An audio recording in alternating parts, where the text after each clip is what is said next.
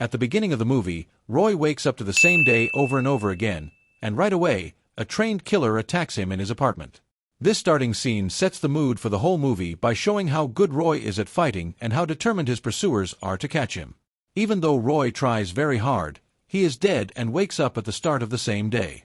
It's not clear how many times this horrible loop has happened, but every day brings new problems, and people trying to kill Roy will learn more about Roy's past as he moves through the repeated days. Roy used to be a very skilled Delta Force agent, but things went badly for him after he and his wife, Gemma Wells, Naomi Watts, broke up. In a top-secret lab, Gemma, a very smart scientist, has been working on a project called the Osiris Spindle. Unfortunately for Roy, Gemma's project can change the past and present, which is what put him in this situation. Colonel Clive Venter, Mel Gibson, a former soldier who now runs the Osiris Spindle project, is in charge of the bad guys in the movie. Venter is a cruel and resourceful person who will do anything to make his plans come true. As Roy looks into the case more, he learns that Gemma set off the time loop by activating the Osiris Spindle because she knew she was in danger and wanted to keep Roy safe. She tried to call him every day, but the loop started over before she could fully explain what was going on. Roy meets a lot of different killers along the way, and each one has their own skills and ways of doing things. There is Guan Yin, Selena Lowe, who loves killing Roy over and over, and Kaboom, Aaron Bielner, who is so good at shooting that his pride is the only thing that matches it. Roy keeps running into these killers, which leads to many creative and brutal fight scenes that show off the movie's action routines. Roy starts to make good use of the time loop despite all the chaos. He carefully studies the habits and patterns of his killers, improving his skills and coming up with new ways to stay alive longer every day. A little at a time, he slowly figures out how the Osiris Spindle is connected to Venter by making mistakes. Roy is determined because he wants to protect his teenage son Joe, Rio Grillo, who he hasn't talked to in a while.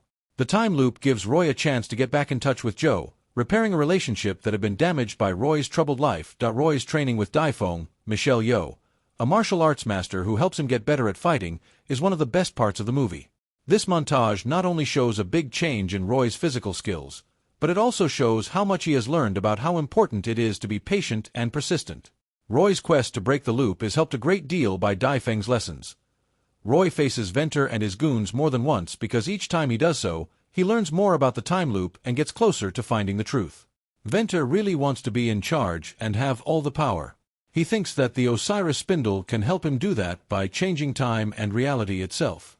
The fact that Roy keeps dying shows how important the project is to Venter and how far he will go to protect it. At the end of the movie, Roy makes big steps toward turning off the Osiris Spindle.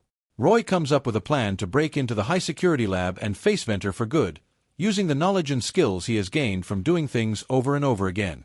The action is very intense in this scene, with Roy outsmarting and beating the killers who have been after him the whole movie. His meetings with Guan Yin, Kaboom, and the other killers come to an exciting end that shows how much he has changed and how determined he is. Venter has Gemma locked up, and Roy finally gets to her at a very sad moment. When they get back together, it's sad because Gemma tells them how powerful the Osiris Spindle really is and what will happen if they abuse it. She begs Roy to stop the project at all costs, even if it means giving up his own life.